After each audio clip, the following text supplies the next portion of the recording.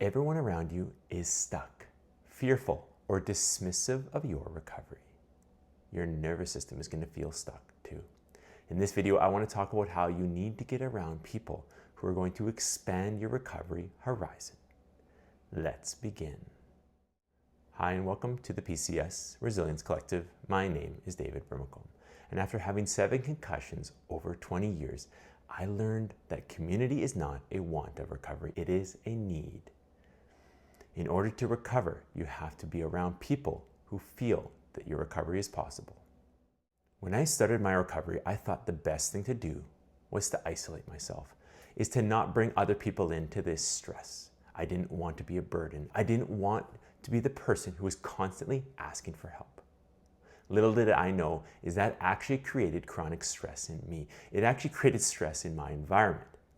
Why isolation hurts? In PCS, the world around you feels unsafe. If you can surround yourself with people who create an environment of safety, of healing, of hope, then that starts to create safety in your mind, in your body. Because the nervous system isn't just a physical being, it's also socially regulated. And in this video, you'll know why community is key to your recovery. Today, I want to talk about the recovery triangle. So 3 different points of community that are essential for your recovery. Now, let's talk about the first one, the guide, the person who is ahead of you. I always like to say that you always want to have something to pull you forward. In this case, a person who's walked the path. You're not trailblazing, you're simply following their trail. In this case, I like to think of myself as a guide, as a mentor on this channel.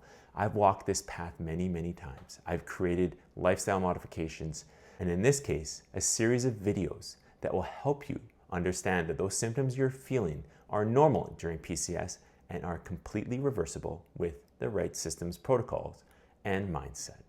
So when you're looking for a guide, this is someone who can have shared language, can walk you through, can normalize those situations.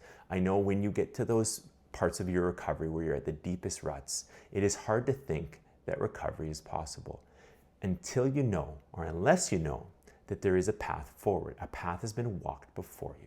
Okay? So if you have that roadmap in your mind, belief comes thereafter.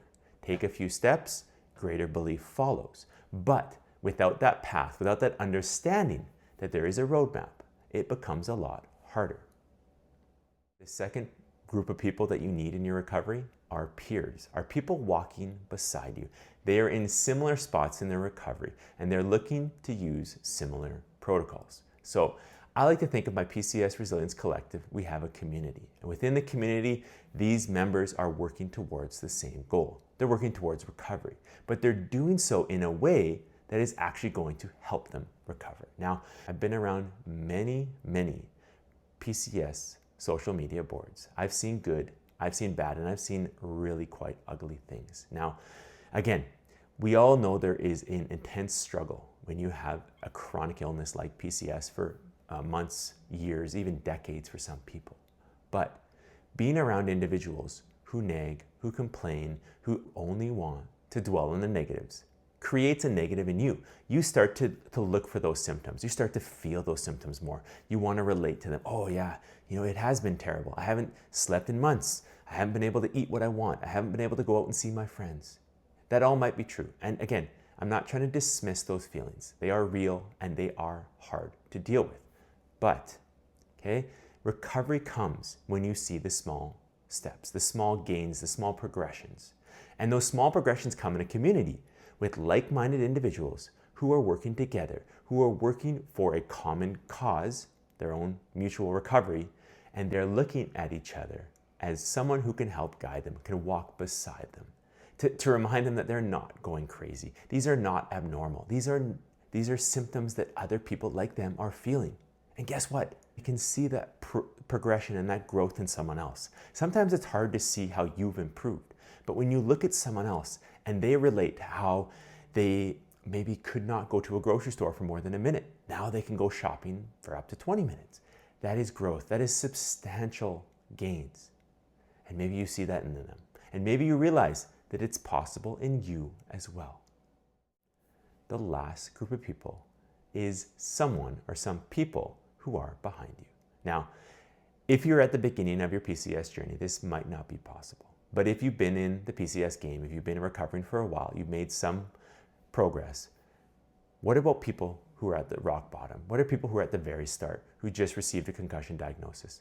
Reaching out to them, having a conversation with them of what they can expect, what they can look forward to in terms of potential progress, and what they need to do from the start. Why this is so impactful is because teaching reinforces learning. This mode of being the teacher creates more clarity in your own situation. It reinforces those ideas that you need to practice yourself. So when you start to tell other people and they see the benefit, they see you as the guide. So you're now switching roles, going from the person who is being pulled up from the guide to being the actual guide who's actually pulling someone else up. It's the beauty of the system. It's giving back. It's providing hope for someone else. Okay? So being the instructor to someone who's new to this game or struggling at the valley of their recovery provides great benefit to them and to you as well. This is why community is a pillar in the PCS Resilience Collective, because community creates an understanding that healing is possible. That guide is going to pull you forward. That peer is going to work with you. And that person below you, they're going to use you as a mentor. And you are going to be better for it. Now, if you want to learn more about how community helps with healing, I want you to watch this video above. I really appreciate your time and your energy today. I appreciate you staying to the end, and I hope you have a great day.